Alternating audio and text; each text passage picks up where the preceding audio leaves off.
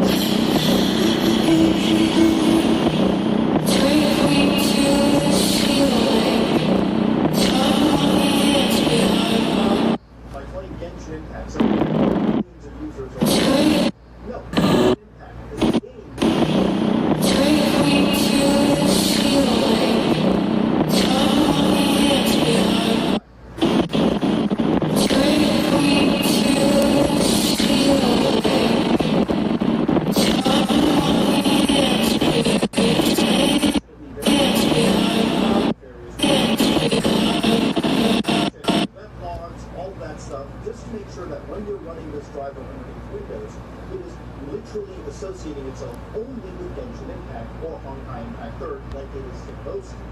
If this driver is being called by anything other than that, well, you're being completely destroyed. You're being completely hacked at that point, and you need to be careful and scrub your systems, disconnect it, and make sure that your system is safe. Because really, with something with this, with some device driver that has this level of a hook in your system, you really have to be careful and make sure you're watching if it's actually being called for the right reasons. Now, ladies and gentlemen, you don't even have to have Genshin Impact installed to even be vulnerable. As long as somebody gives you that device driver, which is very, very small, bad things can happen on your system. But again, I'm not making this necessarily scare you. Yeah, kind of for me, it's like I was right all along. There are risks associated with these anti-cheats. You do have to be careful. But of course, at the end of the day, education is the best thing anybody can do. So when you are running any games on your system, when you are running any tools like this, you need to be careful of what's actually running behind your system. Because right now, you could... This is a that can exist on your system. And if it's being called for, games, you need to make sure you are on the system. That's it. Stop. Please like, comment, subscribe. Dislike, not.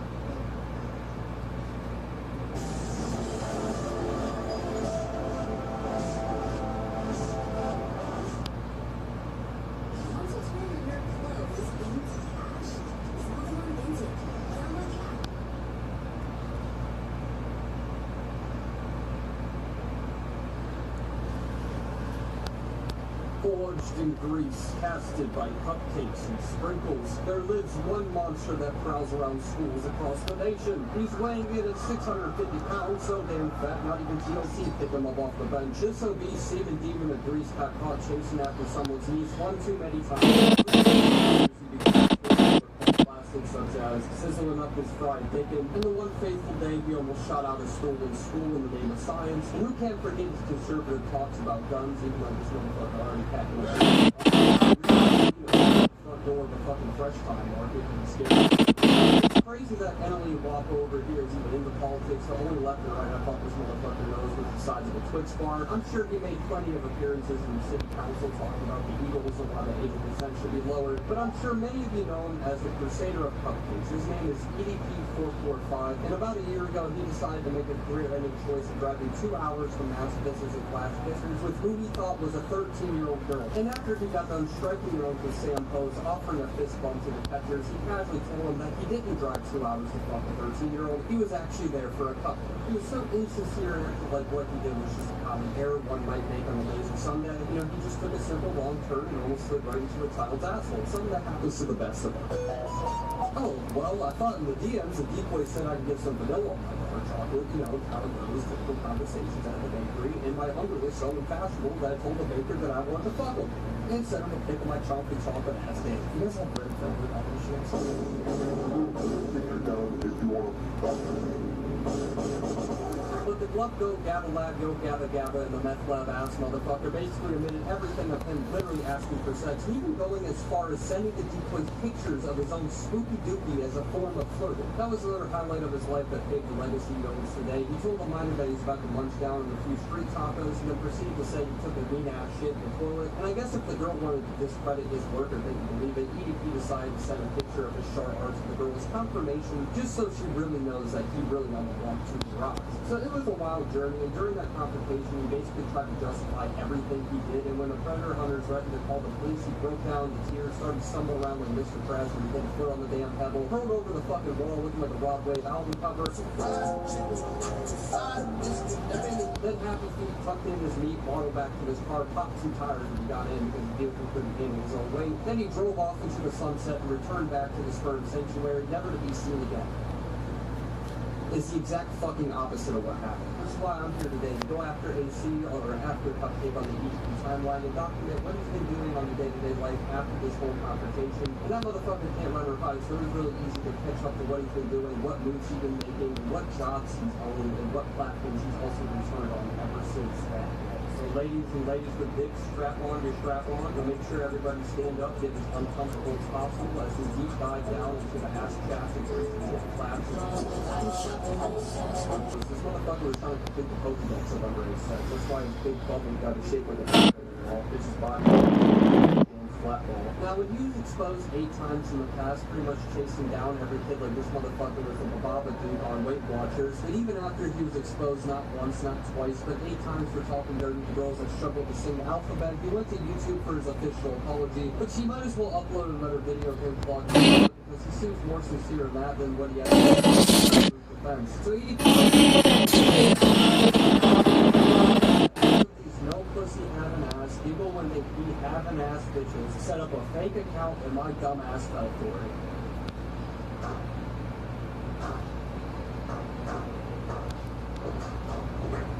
Now, if this was said in the courthouse, I'm sure the judge would have stood up and shed a tear for his act of break.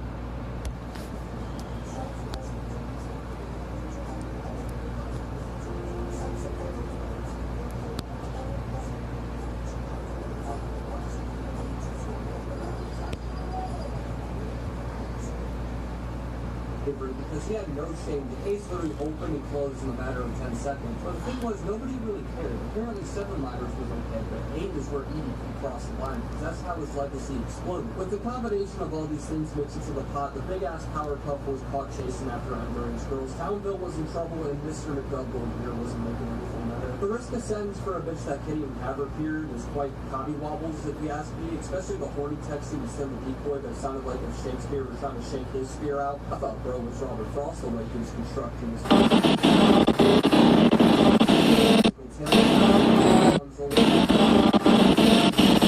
more than enough said, because there's not one window this motherfucker looked like Baymax trying to climb through a Firestone tire. And then he went on to say he wanted to kidnap her and take her to a dungeon. Is wrong with you? A true sexual assault tale you hear right out of a Disney movie. Truly something beautiful to behold. Along with him sending a snap for his crack and then getting hungry for a cupcake, causing him to tell a miner that he wanted to bend her over and bust her duties down, with sending evidence of the weapon that he was going to be using by posting multiple half-flats and cockpits to a 13-year-old as well, just to really pop the extra cherry on the cake. And when the video was posted, EDP's career was so thought finished. All those stories about shooting daughter water and fighting 13-year-olds ended up in EDP trying to fuck one. His channel was deleted, his Instagram was taken down, his love and passion for football and the Eagles was no longer shared. But never to fear, he could share his love.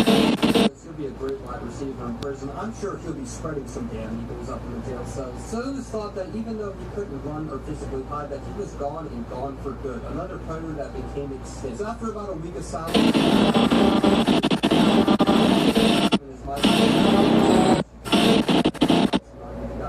EDP decided if he can't post on any website, why not make his own? And that's exactly what he did. He contacted Yonder Airdev and they got to work, setting 8 requirements to 18 and under, must watch My Little Pony to ride a little bony. A shit pick was required to log in every day. It was like a site no one would ever see before. And after a few weeks after absolutely nobody hyped it up,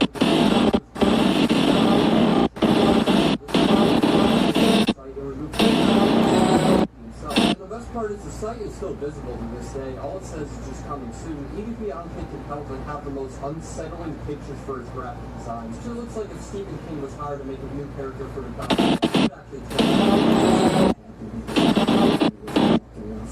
nothing like a pedophilic Subway Surfer character to be your mascot to kick off the website. The first people that are going to be signing up is the damn BCPD. But after losing everything except a few fucking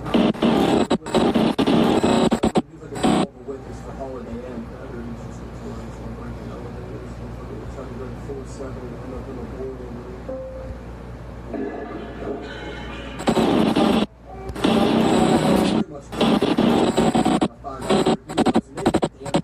They must have had Agent 47 on the case, because half of the hotels he even stayed at, he got kicked out before he could even swipe the card off the damn door. I will be more than happy to handle. Thank you very much. So managers were notified swimming trunks, arm floaties on, ready to blow some